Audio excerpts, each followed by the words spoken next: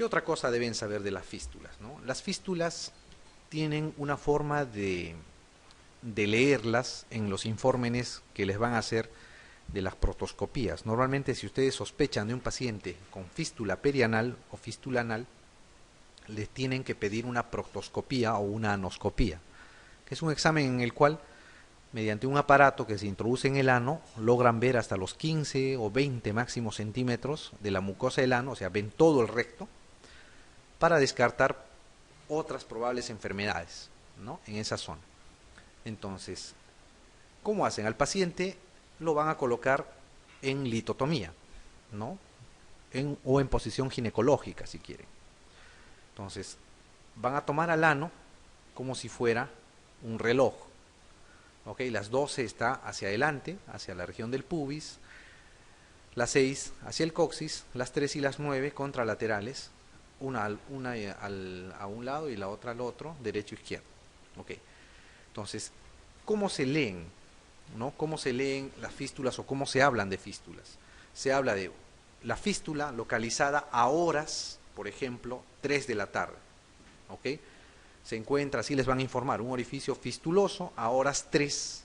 ¿Ok? O R3 también le pueden poner, eso significa que está a horas 3 de la tarde, de trayecto de tantos centímetros, ¿no? 5 centímetros, pónganse, y que desemboca en la mucosa anal o en la mucosa rectal. Dependiendo cuán lejos está del orificio anal y cuán lejos está el orificio interno, ¿no?, de la mucosa, en la mucosa anal o rectal, uno puede suponer que la fístula es más o menos compleja. ¿Ok? ¿Qué más? Hay una ley, ¿no?, que se llama la ley de Gotzal. ¿Cómo se interpreta esta ley de Gotzal? Se traza una línea horizontal que pasa por las 9 o las 3 de la tarde, o las 9 o las 3 si quieren. Todo lo que está por delante de esa línea imaginaria horizontal van a ser fístulas anteriores, y lo que está por detrás van a ser fístulas posteriores. Se dice que en general no es una ley exacta, 100% efectiva, pero en general los orificios fistulosos anteriores tienden a ser de trayecto corto y recto, ¿ok? O sea, son fístulas simples. Y los orificios fistulosos posteriores tienden a ser de trayecto curvilíneo y en general trayecto largo. ¿Ok? Eso es lo que, digamos, deben de conocer, ¿no? En general, en resumen, se trata de eso, la ley de Gotzal. Antes se tomaba como una ley, ¿no?, como un dogma. Conforme se van reportando más casos de estas enfermedades, se nota que, si bien es cierto, es frecuente, esta ley se aplica en la mayoría de los casos, pero no es 100% efectiva. ¿Okay? Pero es útil que la conozcan, la ley de Gotzal. Ok, ¿cuáles son o cómo es la clasificación de las fístulas? ¿No? Esto entra en los exámenes de residencia y tienen que saber que hay 4 clasificaciones, ¿no?, de acuerdo a cómo están las fístulas relacionadas con los esfínteres. Existe la interesfintérica o interesfinteriana, que discurre por el espacio interesfintérico, o sea, entre los dos esfínteres, el externo y el interno. Y esta, la interesfinteriana, va a ser la más frecuente, ¿no? Más de la mitad de los casos, en promedio, van a pertenecer a esta clasificación.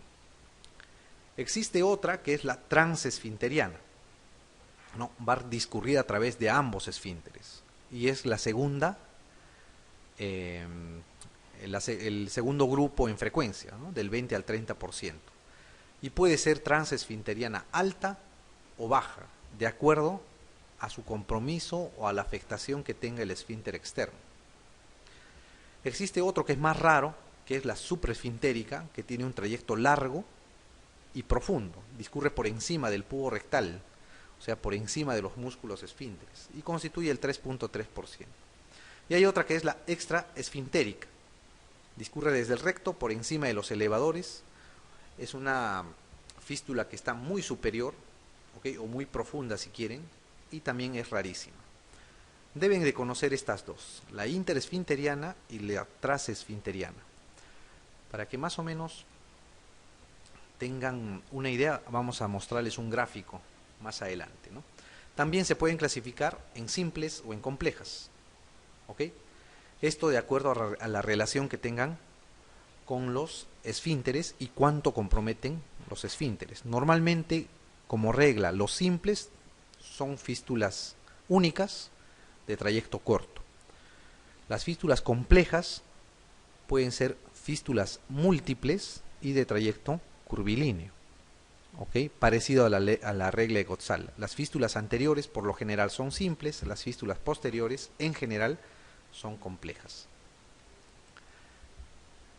Este es un gráfico, un esquema, muy esquemático, que les sirve para ver más o menos cómo se clasifican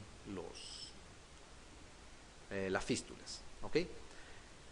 Este es el recto, aquí está el ano, esta es la línea dentada que va a dividir el recto por arriba, el ano por abajo.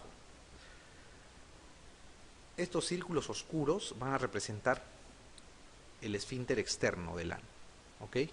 El esfínter externo, el esfínter estriado, el esfínter voluntario, con sus fascículos subcutáneo, superficial y profundo, ¿ok?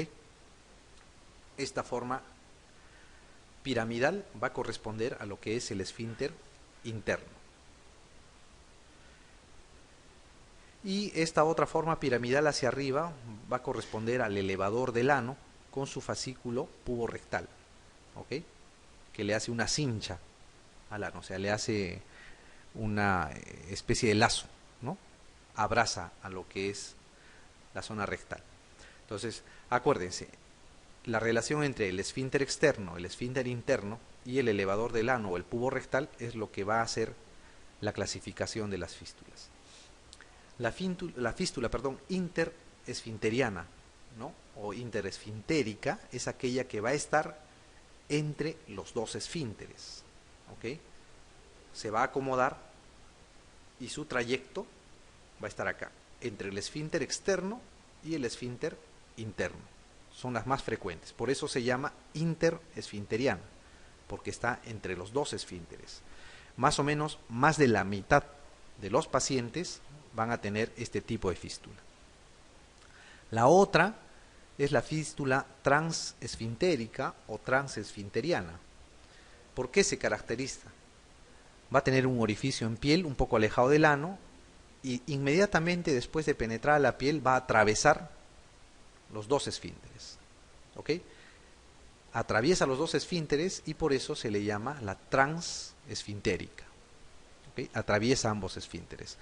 Más o menos, algo más de un tercio de los pacientes van a tener este tipo de fístula. Entre estas dos llegan a ser entre el 80 y el 90% de las fístulas. Entonces, estas dos les pueden preguntar respecto a la clasificación. ¿Cuál es más frecuente? La interesfinteriana. La siguiente es la transesfinteriana. Estas dos son bastante raras, pero en alguna oportunidad se pueden ver. La fístula supraesfintérica es aquella que pasa por encima del esfínter externo, ¿ok? Para penetrar a la mucosa. Y la extraesfintérica es aquella que no toca los músculos esfínteres, ¿ok? Pasa por fuera y se va a la profundidad y llega al recto. Normalmente, la supraesfintérica y la extraesfintérica son fístulas por su profundidad y la longitud que tienen de difícil tratamiento, ¿ok? La interesfintérica es la que resulta más fácil de tratar. Muy bien.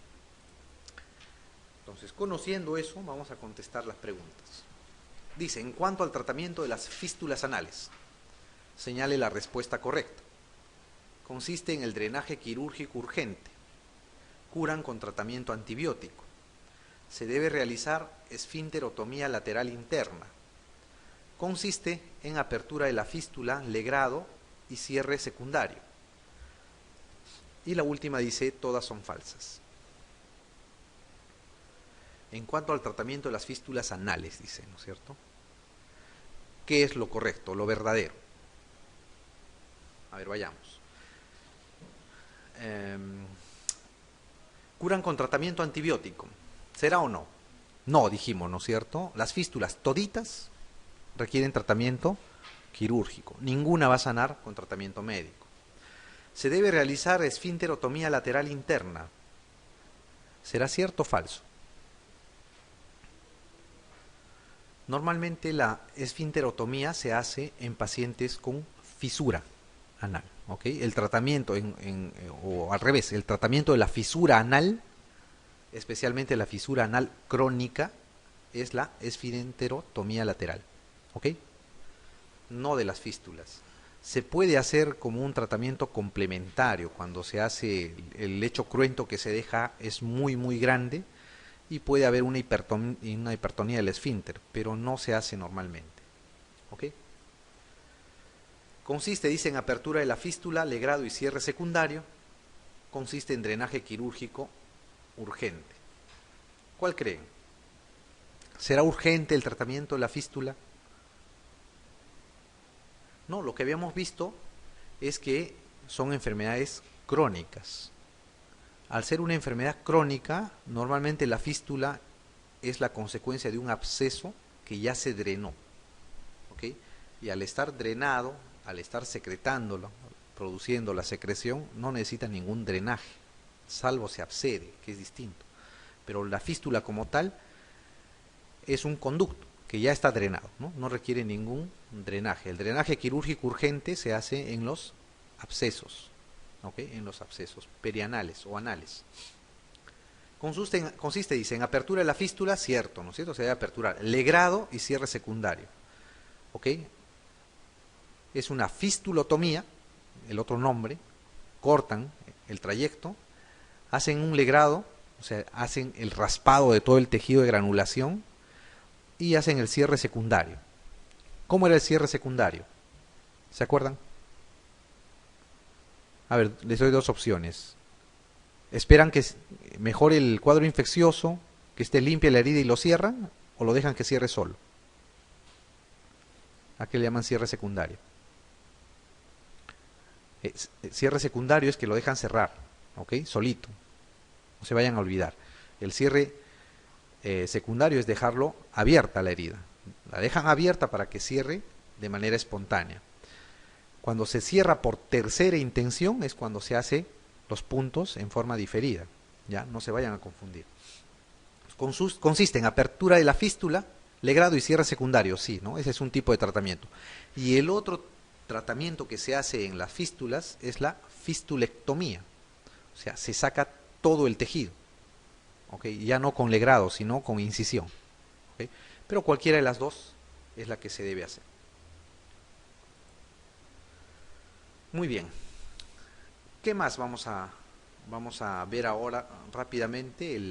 La fisura, ¿no es cierto? La fisura anal.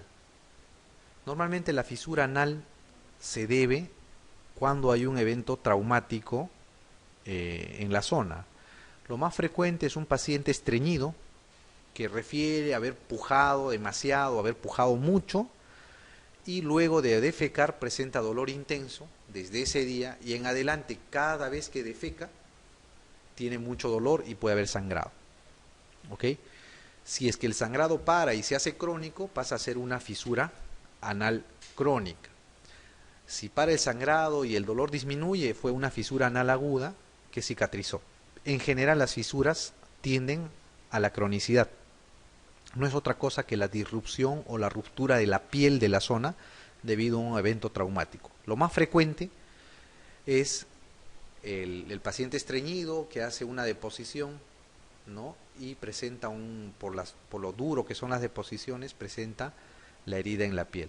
La otra son las relaciones sexuales anales, pues, ¿no? Los pacientes o las pacientes que tienen relaciones sexuales por el ano pueden presentar las fisuras también. Entonces, ¿cuál es el tratamiento? El tratamiento consiste en la fisura anal aguda, dar analgésicos, cremas tópicas, dieta rica en fibra para ablandar las heces y esperar la cicatrización. Cuando es la fisura anal crónica, ¿cuál es el tratamiento? El tratamiento es sacar la fisura, porque ya está con tejido de granulación, y hacer una esfinterotomía lateral. ¿Por qué se hace esfinterotomía lateral? La fisura anal normalmente lo que va a producir, por la presencia misma de la lesión, es hipertonía del esfínter. ¿Ok? Al tener un esfínter hipertónico, lo que va a producir va a pelear ese esfínter contra la salida de las heces, y eso va a contribuir al dolor. ¿Ok? Entonces se hace esfinterotomía lateral. Ok, este es un ejemplo, ¿no es cierto? Antes de la cirugía va a haber un esfínter hipertónico, cerrado completamente, lo que va a hacer difícil la evacuación de las heces. Luego de haber realizado la esfinterotomía, se va a abrir el ano, el esfínter, y lo que va a predominar es el esfínter externo. Al predominar el esfínter externo es voluntario, es más fácil de que pueda hacer la deposición el paciente. Muy bien. Entonces, respondemos a la pregunta 8, dice, ¿no? Respecto a la fisura anal, indique la respuesta falsa. Con más frecuencia se sitúa en la línea media, en el margen anal posterior. El síntoma principal es el dolor. Suele asociarse a un espasmo del esfínter, por lo que puede hacerse necesario el empleo de anestesia general para su exploración. El tratamiento de elección de la fisura crónica es la dilatación anal y la esfinterotomía externa. Suele venir asociada a estreñimiento. Okay. ¿Cuál creen que es la respuesta ahí?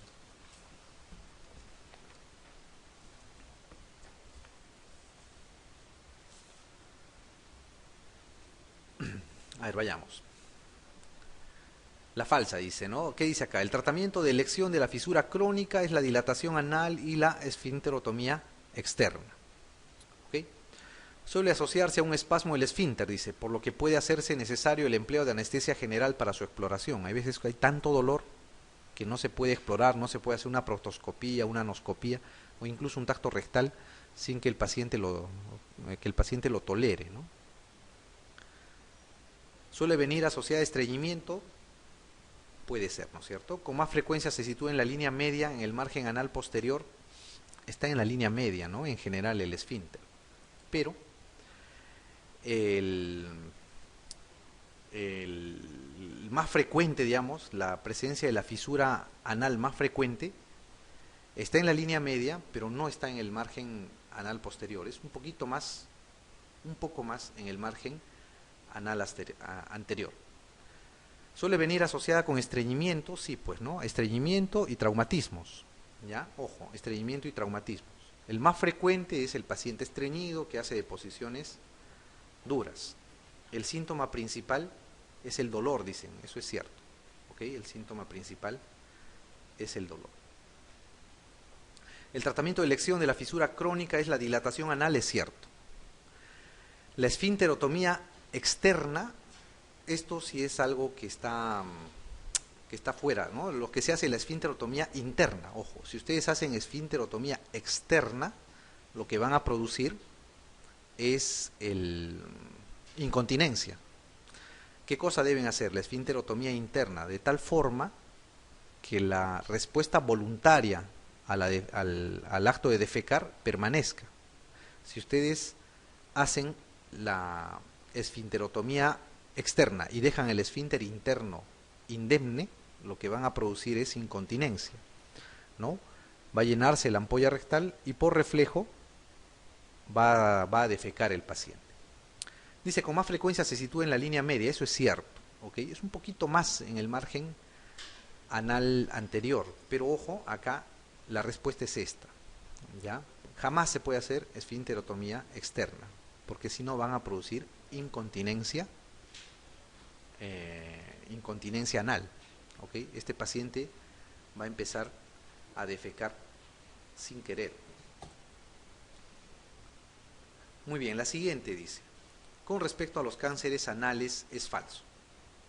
Son más frecuentes en la mujer, el 55% son epidermoides, las hemorroides crónicas predisponen a cáncer anal, el tratamiento de elección en los menores de 5 centímetros es la resección quirúrgica, el tratamiento de elección es la combinación de radio y quimioterapia. El, lo falso es este, el tratamiento de elección en los menores de 5 centímetros es la resección quirúrgica. Los cánceres anales, lo que deben saber ustedes, lo principal de los cánceres anales es que son radiosensibles, ¿ok? No, el tratamiento de elección nunca es la cirugía en un cáncer anal, ¿ok? En los cánceres de recto inferior se puede hacer por vía anterior o vía posterior, hacer una resección del recto baja o una cirugía abdominoperineal que le llaman, una exenteración pélvica, ¿no? Cuando sacan todo el ano, el recto, incluso los genitales, pero en los cánceres anales del ano, no del recto, ojo, del ano, en general el tratamiento es radioterapia. Se puede hacer o se puede coadyuvar con quimioterapia, pero son radiosensibles, ojo, ¿ok? Y obviamente cuanto más chicos son más radiosensibles. Entonces, el tratamiento del cáncer anal es radioterapia de primera elección y puede asociarse a quimioterapia, pero quirúrgico no. ¿Ok? No es quirúrgico. De primera intención no es quirúrgico. Eso deben saber de los cáncer anales y que últimamente está relacionándose con algunos, al menos en pacientes homosexuales, ¿no? En hombres homosexuales, en la infección por algunos tipos del papiloma humano virus, ¿no? Semejante al papiloma del cáncer de cuello uterino en los virus del papiloma humano. Ok. La siguiente pregunta dice, una de las siguientes respuestas no es correcta en relación con el adenocarcinoma de recto. ¿Ok? De recto preguntan, ¿no es cierto? No están preguntando ahora del ano, sino del recto, está más arriba. Es la neoplasia maligna más frecuente del recto. Se debe sospechar en pacientes mayores de 60 años que presentan un cuadro de oclusión intestinal baja. Si se localiza en el tercio inferior del recto, está indicada la realización de una amputación abdominoperineal y colostomía permanente. Los localizados en el tercio inferior pueden tratarse mediante resección anterior de recto. Se ha demostrado que la aplicación de radioterapia perioperatoria aumenta la supervivencia. Ok, dice, una de las siguientes respuestas no es correcta, ¿no? ¿Qué es lo falso del adenocarcinoma de recto? El adenocarcinoma de recto es la neoplasia más frecuente del recto, es cierto, ¿ok? Como en casi todo el tubo digestivo, ¿no es cierto? Estómago, duodeno, colon, más frecuente siempre es el adenocarcinoma. Se debe sospechar en mayores de 60 años que presenta un cuadro de obstrucción intestinal baja, es cierto, ¿no? El mayor de 60 que tenga un cuadro de obstrucción intestinal baja, descartando el vólvulo de sigmoides, se debe pensar en un cáncer de recto, ¿no? Si se localiza en el tercio inferior del recto, está indicada la realización de una amputación abdominoperineal y colostomía permanente, es una de las alternativas, ¿ok? Se puede hacer la resección que les decía abdominoperineal y se hace una colostomía, ¿no? Es una opción. Los localizados en el tercio inferior pueden tratarse mediante resección anterior del recto. Se puede hacer, ¿ok? Siempre y cuando por lo menos haya 5 centímetros entre el límite del recto y el ano, o sea, la línea pectínea y el tumor, ¿ok? Y obviamente en los del tercio superior la indicación es hacer una resección anterior. Y se ha demostrado que la aplicación de radioterapia perioperatoria aumenta la supervivencia. No, en estos casos no, ¿ya? Si bien es cierto, el cáncer anal es muy radiosensible, el adenocarcinoma es poco radiosensible, ¿ok? Poco radiosensible. No se ha demostrado eso. En algunos casos se puede dar quimioterapia adyuvante y ver si es que puede llegar a ser resecable el tumor, pero radioterapia no. A diferencia del cáncer de ano, ¿ok? Ojo, esa es la diferencia más grande que hay. Muy bien. La siguiente dice, el agente implicado en la patogenia del cáncer anal en varones homosexuales es, ¿no?, la Neisseria gonorrhoeae o el gonococo, la Chlamydia trachomatis, el virus del herpes simple, el citomegalovirus o el virus del papiloma, ¿no? No es papiloma, papiloma humano. ¿Cuál dijimos? el virus del papiloma, ¿no es cierto? El virus del papiloma.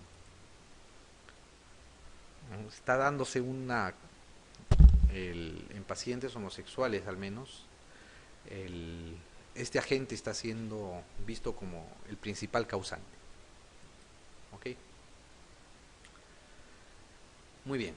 La siguiente dice, se consideran tumores premalignos anorrectales los siguientes excepto leucoplasia, adenoma velloso, adenoma polipoide, condiloma acuminado o poliposis múltiple. Así como había lesiones premalignas en el colon, ¿se acuerdan? ¿No? Incluso que habían síndromes y enfermedades que tenían predisposición a presentar cáncer, igual en la zona anorrectal y especialmente rectal hay tumores o lesiones premalignas, ¿no? De estas, ¿cuál no creen que sea premaligno?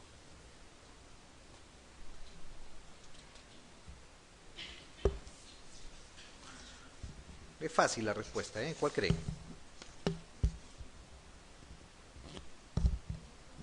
A ver, vayamos. La leucoplasia, ¿será o no una lesión premaligna? ¿No? En cualquier lugar donde haya mucosas, ¿no es cierto? Boca, ano, igual. La leucoplasia es una lesión premaligna. El adenoma velloso, ¿no? El adenoma velloso es un tipo de tumor, ¿no? Polipoide, que va a producir diarreas crónicas, hipocalemia y predispone al cáncer, pues, ¿no? El adenoma polipoide también, acuérdense de la poliposis familiar. La poliposis múltiple, lo mismo, ¿no es cierto? ¿Qué cosa es el condiloma acuminado? Es una infección, ¿no es cierto? Es una infección viral, ¿no? Es una infección y completamente benigna, aunque su aspecto puede ser de una enfermedad maligna, porque ustedes ven, si lo han visto alguna vez en vivo, es como una coliflor que estaría ahí en la región anal, pero es una enfermedad completamente benigna, ¿ok? El condiloma acuminado. Muy bien.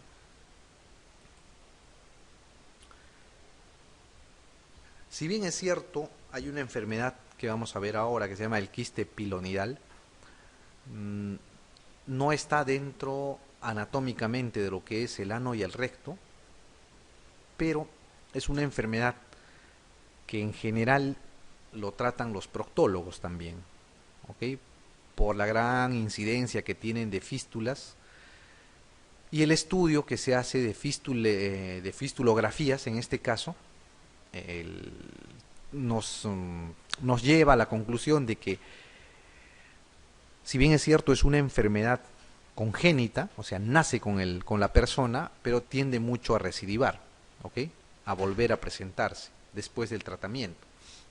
El quiste pilonidal no es otra cosa que un quiste con la presencia de pelos que está ubicado en la región interglútea, ¿ok? Es un quiste casi de inclusión, ¿no? Cuando se está formando la columna vertebral, las zonas esas de la región interglútea se fusionan. Al fusionarse puede haber un defecto y haber inclusión de la epidermis. Y al haber inclusión, al nacer la persona, uno ve la piel normal, de repente con una hendidura nada más, pero dentro hay un pequeño quiste. Conforme va desarrollando, va creciendo la persona, se hace adulto, se hace mayor, igual que el resto de la piel, esa zona incluida va a producir que el vello crezca, que el pelo crezca, que haya secreción seborreica y esto se va a empezar a acumular, va a formar un quiste. Ese quiste, el contenido se puede infectar y va a producir un absceso y así normalmente se va a hacer el diagnóstico de estos pacientes. ¿Okay? Les están preguntando acá la fase aguda de un quiste pilonidal, o sea, cuando se absceda y cuando se infecta, ¿qué cosa se debe hacer?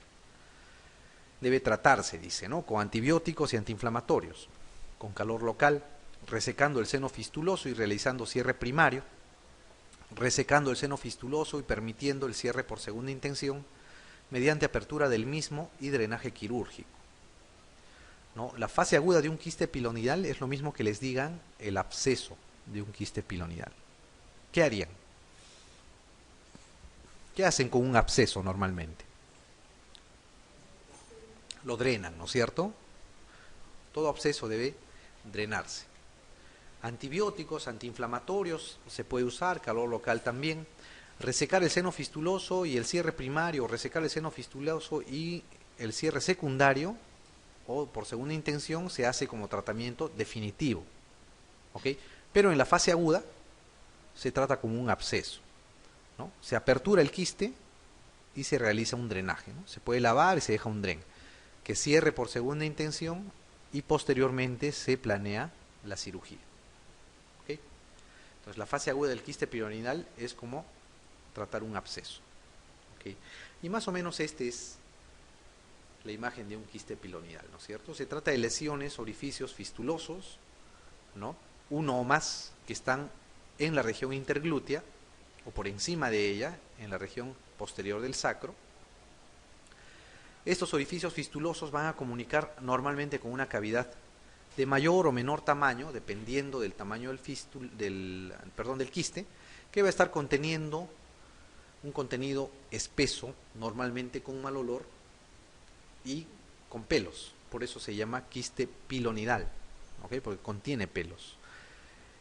Este contenido espeso, medio viscoso, es producido por la misma piel, digamos, que está incluida, y no es otra cosa que la producción de las glándulas sebáceas. ¿Okay? ¿Qué se hace en estos casos? Lo que se hace es la resección del quiste, ¿no? Como en la línea punteada azul, ¿no? En fase aguda, ¿qué se hace? Se puede hacer una incisión que llegue hasta la pared nada más del quiste y se lava y se deja un drenaje. Pero cuando ya está en fase crónica o cuando está en frío, cuando no está abscedado, se debe sacar todo el quiste. Y al sacar todo el quiste, muchas veces en esta zona la piel es tensa, no alcanza para llegar a cerrar la herida y se puede dejar abierto. Y eso cierra espontáneamente después de un buen tiempo, ¿no?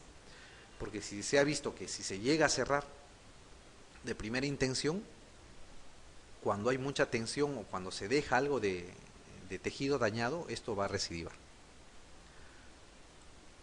Ok, ¿no? Este es un quiste pilonidal, se está haciendo una incisión circunferencial casi, media ovoidea, y se tiene que sacar todo, ¿no? El orificio fistuloso, el trayecto y el mismo quiste que está en la parte inferior. Como ven acá, está en frío, ¿no? No se ve tejido inflamado. Eso es, en ese estado es la mejor forma de hacer la cirugía. Este es un quiste chiquito, ¿no? Normalmente es mucho más grande. Muy bien, ¿qué más tenemos que saber de la región anorrectal?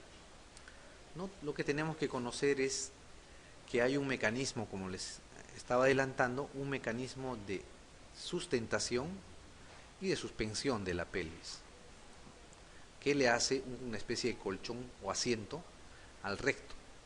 ¿Okay? El principal músculo que se encarga de esto es el músculo elevador del ano, ¿no? Que está acá, ¿no? El elevador del ano tiene varios fascículos, el pubo rectal es el principal que viene por acá, del pubis, de la región retropúbica, y hace una cincha o abraza o un lazo a lo que es el recto con un engrosamiento. ¿Okay? ¿Qué más vamos a tener? Vamos a tener los esfínteres, ¿no? El esfínter externo profundo, el esfínter externo superficial y el esfínter externo subcutáneo, que van a responder a la voluntad. Estos esfínteres externos también van a dar cierta sustentación a lo que es el ano. Y por la presencia de estos esfínteres va a haber ángulos en el ano, por ejemplo, en el ano y el recto. Normalmente el ano y el recto sigue la concavidad de lo que es el tejido óseo acá, ¿no? Del sacro y del coxis. Y posteriormente, asentándose en el piso de la pelvis, va a cambiar de dirección y se va a volver convexo para la salida de la pelvis. Esto favorece, por la salida al ano, esto favorece a la defecación, porque cuando se contrae acá la región más superior del recto, va a hacer que esta zona tenga más fuerza al contraerse por la posición que tiene, y al contraerse se va a relajar estos músculos y va a salir el contenido fecal hacia afuera.